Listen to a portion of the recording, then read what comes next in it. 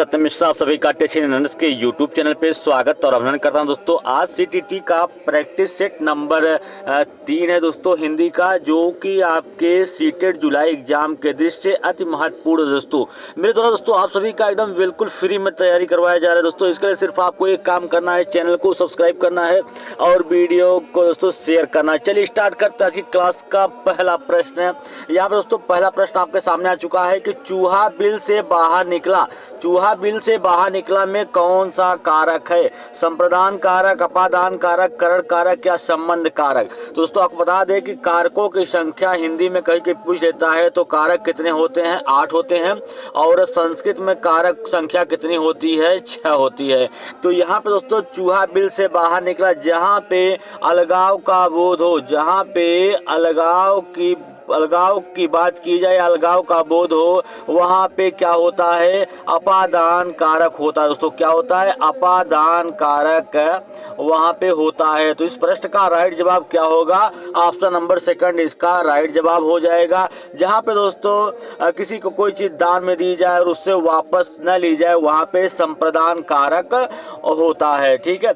जहां किसी के द्वारा कोई कार्य किया, जैसे चाकू से फल काटा गया, बच्चे के द्वारा तीर छोड़ा गया, ठीक है, तो धनुष से तीर छोड़ा गया, तो वहां पे क्या होता है? करण कारक होता है। चलिए अगले प्रश्न पे। प्रश्न संख्या दोस्तों 2 है और आपके एग्जाम के दृष्टि से महत्वपूर्ण है। 4 गज मलमल में कौन सा विशेषण है? विशेषण होता क्या है? ऐसे शब्द जो संज्ञा या सर्वनाम की विशेषता बताएं। संज्ञा या सर्वनाम की विशेषता बतलाएं। ऐसे शब्द क्या कहलाते हैं? विशेषण कहलाते हैं। ठीक है, विशेषण। और इसमें 4 गज मलमल में कौन सा विशेषण है? संख्यावाचक, गुणवाचक, परिमाणवाचक या सार्वनामिक विशेषण? तो यहाँ पे दोस्तों क्या है? परिमाणवाचक विशेषण है। ठीक है। चलिए अगले प्रश्न पे। प्रश्न संख्या नेक्स्ट देखिएगा। करा है कि भाषा शिक्षण में पाठ्य पुस्तक, भाषा शिक्षण में पाठ्य पुस्तकें होती हैं एक मात्र संसाधन के रूप में, एक महत्वपूर्ण संसाधन के रूप में, महत्वपूर्ण नहीं होती हैं, आखिरी संसाधन होती है।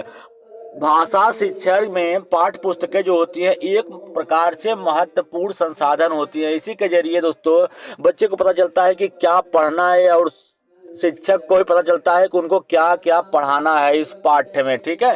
तो इस प्रश्न का राइट जवाब क्या होगा? ऑप्शन नंबर सेकंड हो जाएगा। चलिए अगले प्रश्न। प्रश्न संख्या है दोस्तों चौथा कि मयूर शब्द का तद्भव है मोर, तो मोरनी का तत्सम क्या होगा? मयूर एक क्या है? तत्सम शब्द है। इसका तद्भव क्या होता है? मोर होता है। और मोरनी का तत्सम क्या होगा? मयूरी, मयूरा, मयूरनी या मोरनी? तो मयूरी होगा। तत्सम शब्द तत्सम शब्द वे शब्द होते हैं जो संस्कृत से आते हैं और ज्यों का त्यों ही उपयोग में रह जाते हैं, क्या कहलाते हैं? तत्सम शब्द कहलाते हैं। और संस्कृत से आए दोस्तों वे शब्द जो हिंदी के रूप में प्रचलित हो जाते हैं वो क्या कहलाते हैं? तद्भव शब्द कहलाते हैं। चलिए आगे चलते हैं। प्रश्न संख्या नेक्स्ट है और आपकी परीक्षा के दृष्टि से महत्वपूर्ण है। वनिता का प्रयोग किस अर्थ में होता है? जंगल, स्त्री, पुस्तक या व्यवसाय?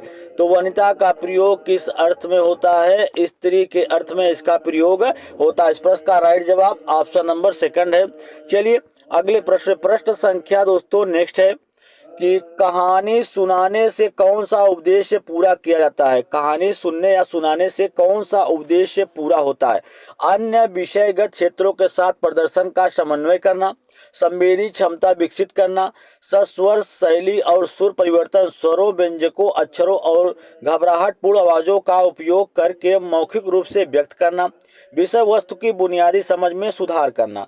तो कहानी सुनने से दोस्तों कौन सा उद्देश्य पूरा होता है? संवेदी क्षमता का विकास होता है। अगर बच्चे को कहानी सुनाया जाता है शिक्षक के द्वारा, तो बच्चे को दोस्तों उसमें आंतरिक रूप से, जैसे जिस पात्र के बारे में कहानी सुनाया जाता है, बच्चा खुद कल्पना करता है उस पात्र के लिए अपने बारे में। से अगर बच्चे को कहानी सुनाई जाए स्पाइडरमैन, या कह सकते हैं कि स्पाइडरमैन टाइप का कहानी सुनाई जाए बच्चे को, तो खुद से बच्चा जो अपने आप की कल्पना करता है, वो उत्तेजित होता है, कह सकते हैं कि उसकी संवेदी जो क्षमता होती है उसमें क्या होती है? वो विकसित होती है। चलिए आगे चलते हैं। प्रश्न संख्या नेक्स्ट देखिएगा दोस्तों कि बच्चों की लेखन क्षमता का आकलन करने के दृष्टि से कौन सा प्रश्न सर्वाधिक महत्वपूर्ण है? बच्चों में लेखन क्षमता का आकलन करने के लिए बहादुर वित्तों कहानी का अंत बदल कर लिखिए। बहादुर वित्तों में संज्ञा शब्दों को चिन्हित कीजिए। बहादुर वित्तों कहानी को शीर्षक दीजिए। बहादुर वित्तों शीर्षक कहानी को लिखिए। दोस्तों बच्चों की लेखन क्षमता का अगर आकलन करना है तो कौन सा तरीका सर्वाधिक महत्वपूर्ण है? सर्वाधिक महत्वपूर्ण तरीका है दोस्तों कि बच्चे से कहिए कि वो जो कहानी का अंत बदल के अपने शब्दों में लिखे। तो इससे दोस्तों पता चल जाएगा बच्चे को भाषा का कितना ज्ञान है, ठीक है, तो किस तरीके से अपनी बात को अब प्रेजेंट कर पा रहा है। तो इस प्रश्न का राइट जवाब ऑप्शन नंबर फर्स्ट हो जाएगा। चलिए आगे चलते हैं अगले प्रश्न में। प्रश्न संख्या है 8 दोस्तों कि लड़का पेड़ से गिरा में कौन सा कारक है? यहाँ पे भी दोस्तों अलगाव का बोध हो रहा है। जहाँ पे अलगाव की चर्चा की जाए वहाँ पे होता है आपका अपादान कारक होता है। और जहाँ पे दोस्तों कोई चीज किसी के ऊपर हो, जैसे आपको किसी जैसे यहाँ पे दिख जाता कि लड़का पेड़ पर है, लड़का छत पर है, तो पे पर और में अगर यहाँ पे दिखाई देता तो यहाँ पे क्या हो जाता? अधिकरण कारक हो जाता, ठीक है। और किसी चीज को कोई चीज दान दी जाती है और उसको आपस में ली जाती तो वहाँ पे संप्रदान कारक होता, ठीक है। तो इस प्रश्न का राइट जवाब क्या होगा? ऑप्शन नंबर फर्स्ट इसका राइट जवाब हो जाएगा। चलिए आगे चलते हैं अगले प्रश्न पे। दोस्तों इससे अच्छे अच्छे प्रश्न अगले प्रैक्टिस सेट में दोस्तों मैं लेके आता रहूँगा। धीरे धीरे दोस्तों कठिन प्रश्नों की तरफ चलेंगे, ठीक है। तो बोलना कौशल में सर्वाधिक महत्वपूर्ण क्या है? बोलना कौशल में सर्वाधिक महत्वपूर्ण क्या है? शुद्ध उच्चारण करना, समझ कर बोलना, आंखों देखा वर्णन करना, बोलने की तेज गति। बोलना कौशल में दोस्तों सबसे आप सभी को पता है कि कौशल मुख्यतः 4 प्रकार के होते हैं, सुनना, बोलना, पढ़ना और लिखना। तो बोलना कौशल में सर्वाधिक महत्वपूर्ण क्या होता है? किसी चीज को समझ कर बोलना। तो इस प्रश्न का राइट जवाब ऑप्शन नंबर सेकंड हो जाएगा। चलिए आगे चलते हैं प्रश्न संख्या नेक्स्ट में। सभी प्रश्न आपके परीक्षा के दृष्टि से दोस्तों महत्वपूर्ण है। प्रश्न संख्या नेक्स्ट है कि पुनर्जन्म शब्द का संधि विच्छेद करना है। यहाँ पे संधि मतलब होता है जोड़ दोस्तों। आप सभी को पता है कि संधि जो होती है वो मुख्यतः 3 प्रकार की होती है। कौन कौन सी? उसके बाद देख लेते हैं। स्वर, व्यंजन और क्या होता है? विसर्ग संधि। जब स्वर के बाद स्वर के मेल होने से किसी शब्द का विकार होता है तो वहाँ पे क्या होता है? स्वर संधि होती है। जब व्यंजन के बाद स्वर या व्यंजन आ जाते हैं तो वहाँ पे व्यंजन संधि होती है। और जब विसर्ग के बाद स्वर या व्यंजन आए तो वहाँ पे विसर्ग संधि होती है। तो इस प्रश्न का राइट जवाब क्या होगा? अगर हम पुनर्जन्म का संधि विच्छेद करते हैं तो दोस्तों आप यहाँ पे देख पा रहे होंगे पुनर्जन्म का संधि विच्छेद करेंगे तो पुनः प्लस यहाँ पे जन्म का संधि विच्छेद होगा। तो दोस्तों यहाँ पे आप आसानी से पहचान सकते हैं कि यहाँ पे किस संधि का प्रयोग हुआ है। यहाँ पे विसर्ग संधि का प्रयोग हुआ है। चलिए और कभी पूछ लेता है कि स्वर संधि मुख्यतः कितने प्रकार की होती है? तो स्वर संधि मुख्यतः 5 प्रकार की होती है। चलिए दोस्तों आगे चलते हैं। प्रश्न संख्या अगला है। प्रश्न संख्या यहाँ पे 11वां है कि भाषा कौशल में से अभिव्यक्ति कौशल है। भाषा कौशल जो होती है दोस्तों मुख्यतः 4 प्रकार की होती है। 4 प्रकार की होती है। कौन कौन सी? सुनना, बोलना, पढ़ना और क्या होता है? लिखना। दोस्तों आप सभी को पता है कि कौशल जो होते हैं, भाषा कौशल जो होते हैं मुख्यतः 4 प्रकार के होते हैं, ठीक है। इसमें से 2 पक्ष ऐसे होते हैं, 2 कौशल जिसको अभिव्यक्त्यात्मक कौशल या अभिव्यक्ति कौशल के नाम से जाना जाता है। अभिव्यक्ति किसी चीज को प्रेजेंट करना का जो कौशल होता है वही क्या होता है? अभिव्यक्ति कौशल होता है। तो किसी भी भाषा या किसी भी चीज को हम कैसे प्रेजेंट कर सकते हैं? या तो हम उसको बोल कर प्रेजेंट कर सकते हैं या तो हम उसको लिख कर। तो यहाँ पे बोलना और लिखना जो है दोस्तों क्या है? अभिव्यक्ति कौशल है। और गृह्णात्मक कौशल क्या होता है? सुनना और पढ़ना जो होता है उससे क्या होता है? हम किसी चीज को ग्रहण करते हैं। तो भाषा कौशल में अभिव्यक्ति कौशल कौन सा होता है? बोलना और लिखना जो होता है क्या होता है? भाषा कौशल में अभिव्यक्ति कौशल होती है। चलिए आगे चलते दोस्तों। प्रश्न संख्या यहाँ पे हम नेक्स्ट देखते हैं कि नर्सरी कक्षा में शुरू करने के लिए सबसे अच्छा प्रथम प्रश्न कौन सा होता है?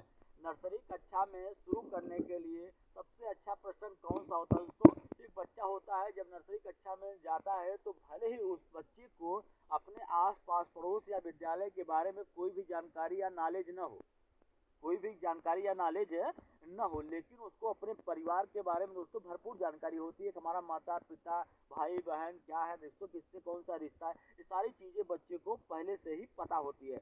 इस प्रश्न का राइट जवाब क्या होगा? मेरा पड़ोस, मेरा विद्यालय, मेरा परिवार या मेरा सबसे अच्छा मित्र। तो क्या होगा? मेरा परिवार होगा।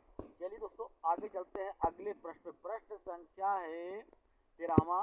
कह रहा है कि प्राथमिक स्तर पर कौन सा भाषा शिक्षण का उद्देश्य नहीं है?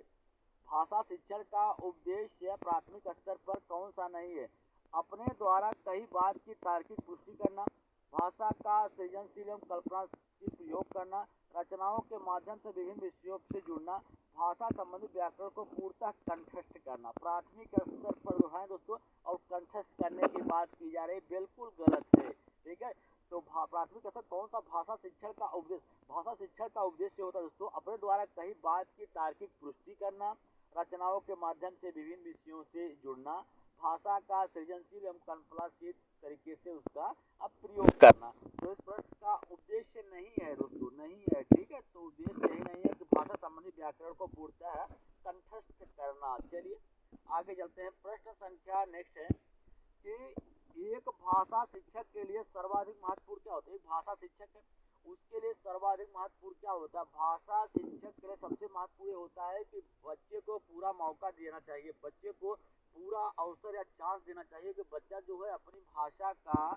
सही तरीके से प्रयोग कर सके, भाषा का प्रयोग कर सके। ठीक है, और उसके द्वारा की गई त्रुटियों को उपचारात्मक शिक्षण विधि द्वारा उसको क्या किया जाए? उसको सुधार किया जाए।